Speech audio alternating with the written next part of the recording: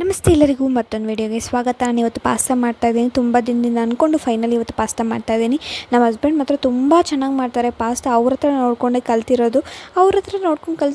ಆದರೆ ಸ್ವಲ್ಪ ನನ್ನ ಸ್ಟೈಲ್ಗೆ ಚೇಂಜ್ ಮಾಡ್ಕೊಂಡಿದ್ದೀನಿ ನಾನು. ಬನ್ನಿ ಯಾವ ಥರ ಮಾಡೋದು ಅಂತ ನಿಮಗೂ ತೋರಿಸ್ತೀನಿ. ಒಂದು ಪಾತ್ರೆಯಲ್ಲಿ ಪಾಸ್ತಾ ತೊಗೊಂಡು ಅದನ್ನು ತೊಳ್ಕೊಂಡು ಪಾಸ್ತಾ ನೀರು ಉಪ್ಪು ಎಣ್ಣೆ ಹಾಕಿ ಸ್ವಲ್ಪ ಚೆನ್ನಾಗಿ ಬೆಂದ ಮೇಲೆ ಕಾರ್ನು ಹಾಕ್ಕೊತಾ ಇದ್ದೀನಿ. ಕಾರ್ನು ಅದರಲ್ಲೇ ಬೇಯಿಸೋಣ, ಸಪ್ರೇಟ್ ಪಾತ್ರೆ ಎಂತಕ್ಕೆ ಮಾಡೋದು ಅಂತ ಕಾರ್ನು ಅದರಲ್ಲೇ ಹಾಕ್ಕೊಂಡು ಬೆಂದ ಮೇಲೆ ಅದನ್ನು ಸ್ವಲ್ಪ ಪಾಸ್ತಾ ಸಪ್ರೇಟ್ ನೀರು ಸಪ್ರೇಟ್ ಮಾಡಿಕೊಂಡು ಅದಕ್ಕೆ ತಣ್ಣೀರು ಹಾಕ್ಕೊಂಡು ಚೆನ್ನಾಗಿ ಮಿಕ್ಸ್ ಮಾಡ್ಕೋಬೇಕು. ಯಾಕಂದರೆ ಪಾಸ್ತಾ ಒಂದಕ್ಕೊಂದು ಅಂಟ್ಕೊಂಡ್ಬಿಡುತ್ತೆ, ಅದಕ್ಕೋಸ್ಕರ. ಆಮೇಲೆ ಪಾಸ್ತಾ ಬೇಯಿಸಿರೋ ನೀರನ್ನ ಒಂದು ಗ್ಲಾಸ್ ಆಗೋಷ್ಟು ಸಪ್ರೇಟಾಗಿ ತೆಗೆದಿಟ್ಕೋಬೇಕು, ಆಮೇಲೆ ಬೇಕಾಗುತ್ತೆ ಅದಕ್ಕೋಸ್ಕರ.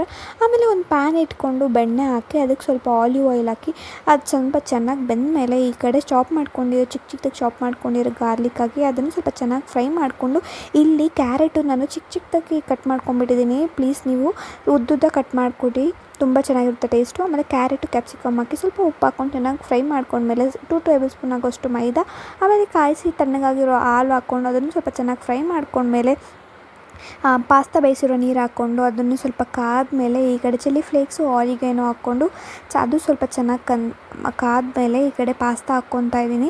ಪಾಸ್ತಾ ಹಾಕ್ಕೊಂಡು ಚೆನ್ನಾಗಿ ಮಿಕ್ಸ್ ಮಾಡಿಕೊಂಡು ನಾನಿಲ್ಲಿ ಚೀಸ್ ಸ್ಪ್ರೆಡ್ ಯೂಸ್ ಮಾಡ್ತಾಯಿದ್ದೀನಿ. ನಿಮ್ಮ ಹತ್ರ ಏನಾದರೂ ಮೊಸರೆಲ್ಲಾ ಚೀಸ್ ಇದ್ದರೆ ಮೊಸರೆಲ್ಲಾ ಚೀಸ್ ಹಾಕ್ಕೊಳ್ಳಿ, ಇದು ಇನ್ನೂ ಚೆನ್ನಾಗಿರುತ್ತೆ. ನನ್ನ ಹತ್ರ ಮೊಸರೆಲ್ಲಾ ಚೀಸ್ ಇರಲಿಲ್ಲ, ಅದಕ್ಕೋಸ್ಕರ ನಾನು ಚೀಸ್ ಸ್ಪ್ರೆಡ್ ಹಾಕ್ಕೊತಾ ಇದ್ದೀನಿ. ಈ ಕಡೆ ಸ್ವಲ್ಪ ಪೆಪ್ಪರ್ ಪೌಡರ್ ಹಾಕಿ ಮಿಕ್ಸ್ ಮಾಡಿಕೊಂಡು ಬಿಸಿ ಬಿಸಿ ತಿಂದರೆ ತುಂಬಾ ಚೆನ್ನಾಗಿರುತ್ತೆ. ನೀವು ಒಂದ್ಸಲ ಮನೇಲಿ ಟ್ರೈ ಮಾಡಿ ಯಾವ ಥರ ಬಂದಿದೆ ಅಂತ ನಾನು ಕಮೆಂಟ್ ಮಾಡಿ ತಿಳಿಸಿ.